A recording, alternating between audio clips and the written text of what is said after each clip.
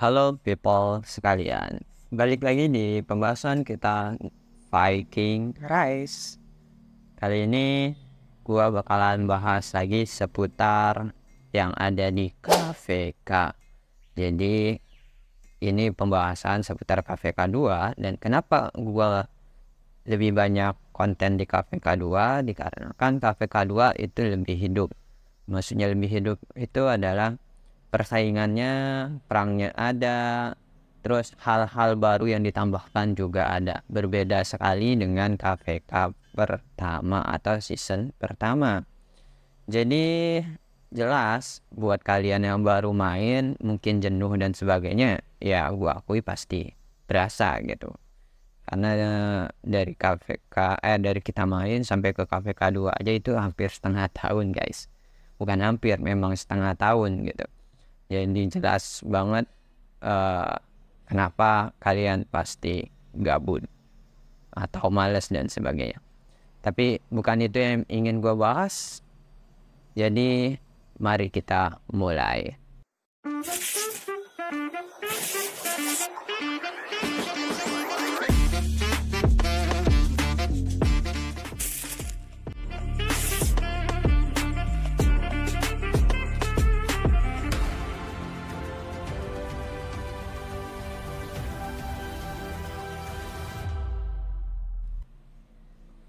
Oke, yang bakalan gue bahas kali ini adalah dari segi free to play, bagaimana kalian memanage yang namanya totem ya, blessing totem. Ini adalah hal penting yang ada di KVK 2. Dan blessing totem ini kita memerlukan yang namanya ini tadi, kayak kristal naga gitu. Dan itu kita dapatkan dari yang namanya manor. Dari manor nanti dapat poin blessing, dan dari poin blessing itu kita bisa mendapatkan apa saja yang bisa kita reset gitu. Dan untuk free to play otomatis poin blessingnya juga terbatas, karena untuk mendapatkan poin blessing ya kita harus menempati manor. Dan utamanya manor yang tinggi itu kan di manor 8 itu poin blessingnya per jam 13, 7 itu 10, sisanya 6 dan 5 gitu. Jadi kalian bisa atur kalian mau berapa. Yang jelas manor 7 dan manor 8 itu biasanya terkhusus untuk mereka para pemilik tier 6 atau tier 7, atau memang yang aktif di KVK itu sendiri. Kalau tier 6 dan tier 5-nya untuk manor itu silakan kalian bersaing dengan yang lain. Dan utamanya ya jangan saling senggol, lebih baik kalian bicara dulu gitu, maunya gimana. Karena setiap tempatnya itu berbeda. Kalau di manor 5 kalian ada 100 ruang kosong. Manor 6 itu ada berapa ya? Lupa. Manor 6 itu butuh 60 ya. Kalau misalkan di manor 7 itu 35, dan di manor 8 itu ada 15 slot. Makanya manor 7 dan manor 8 itu selalu diberikan priority ke mereka yang banget membutuhkan gitu. Dan untuk free to play sendiri bagaimana perkembangan dari blessing totemnya? Dari perkembangan blessing totemnya kalian bisa lihat di sini ya.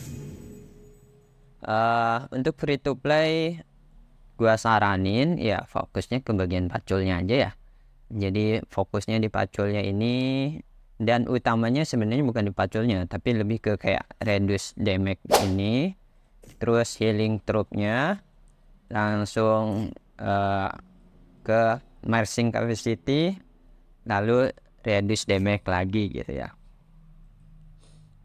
Dan di sini bisa dilihat gua banyakkan fokusnya malah ada di pertanian full semua ya, pertanian full semua. Karena kalau untuk healing potion manor ini udah wajib ya, maksudnya gak usah gue bilangin juga kalian pasti fokusnya ke sini, karena di sini untuk menambahkan jumlah pendudukan dari manor itu sendiri.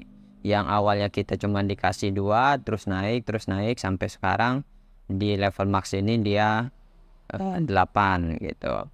Dan ini dikhususkan buat kalian yang memiliki tier 5. Jadi kalau memiliki tier 5 sudahlah, sampai mentok yang ini reduce damage ini full, dan juga roll kalian full keempat udah cukup sih menurut gua.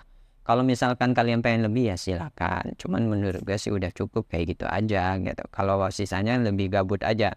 Jadi yang utama itu untuk kalian yang tier 5 itu reduce damage taken 2 ini harus sampai maksimal, nursing capacity juga harus sampai maksimal, dan otomatis si potion dan manor ini juga harus level maksimalnya.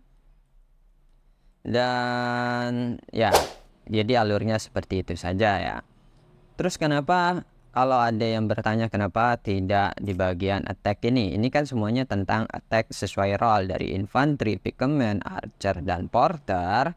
Kenapa gua nggak fokus ke sini? Dikarenakan ya penggunanya gitu. Dia cuma nambah ya 4%, di sini juga nambah 4%, dan seperti yang gue bilang attack itu nggak begitu wah banget ketika warfield ya. Jadi warfield itu malah kalian lebih butuh yang namanya kecepatan, biar kalian bisa maju mundurnya enak gitu. Soalnya kalau kalian fokus di attack terus kalian dikejar sama well, ya bubar gitu. Jadi kalian gak dapet poin, yang ada kalian bengkak di rumah sakitnya. Itu alasannya kenapa daripada attack di sini dikumandangkan, lebih baik kalian fokus ke yang lain. Contoh ya untuk pertanian ini, karena memang benar-benar tuh peningkatannya sampai 35% gitu ya. Terus juga di sini ada peningkatan bonus gatheringnya juga ya. Bonus gathering nih sampai 10% itu benar-benar luar biasa guys gitu. Karena di KPK itu udah jelas kalian bakalan nemu yang namanya tempat tani sampai level 9 kan, 10%-nya lumayan gitu, ditambahkan dengan talent. Lalu dari dua ini kan antara damage ke monster sama XP. Ya jelas kalau buat kalian yang belum punya level level hero maksimal level 60 banyak, ya lebih milih ke gift talent saja. Lumayan ada tambahan di sini, tambahannya 10%, terus di bagian yang ini tambahnya 15%. Setidaknya kalian udah nambah 25% perolehan XP.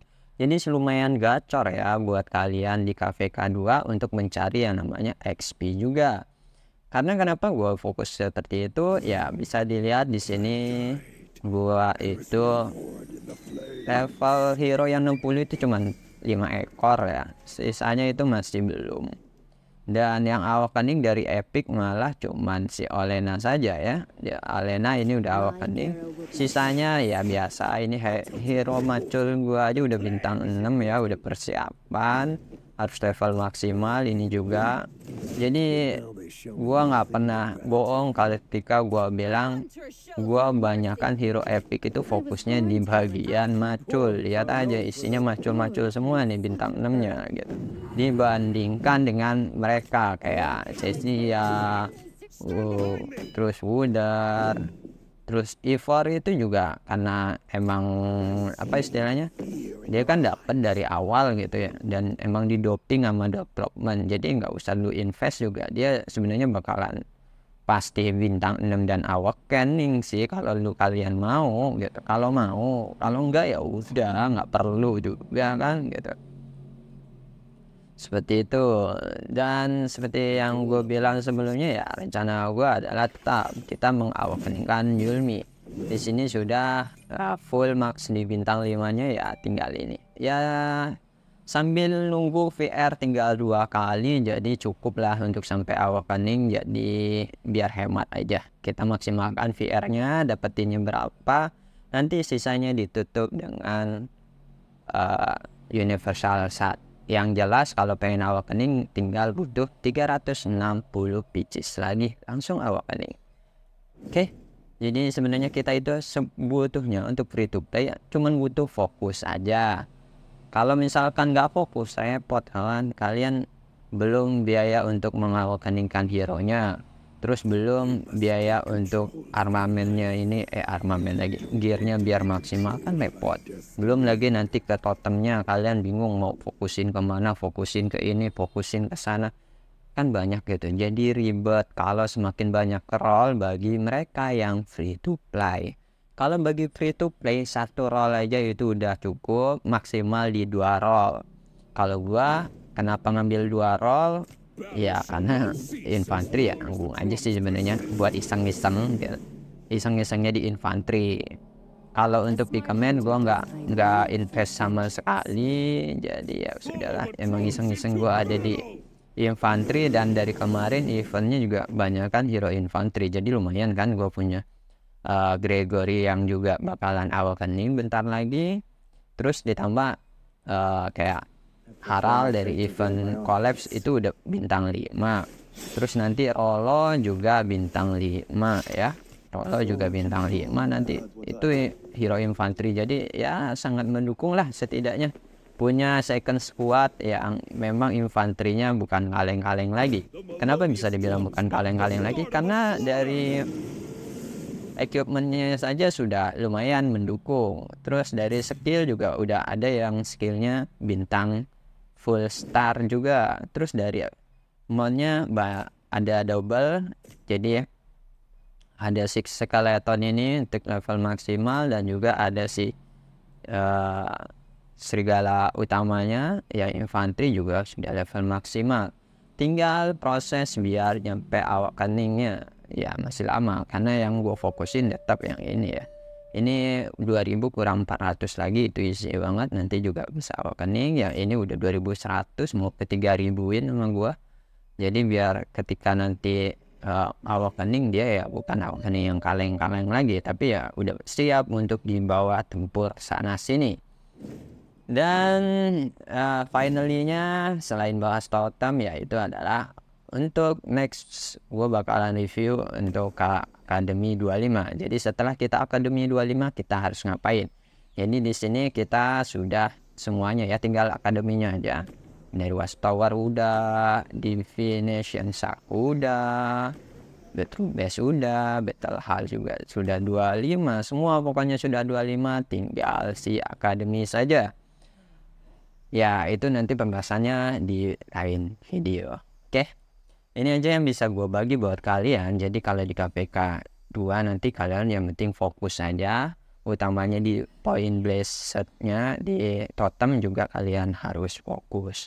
Kenapa attack nggak begitu penting banget menurut gua? Ya karena dari blessing di sini aja kita sudah dapat gitu ya. Yang blessing dari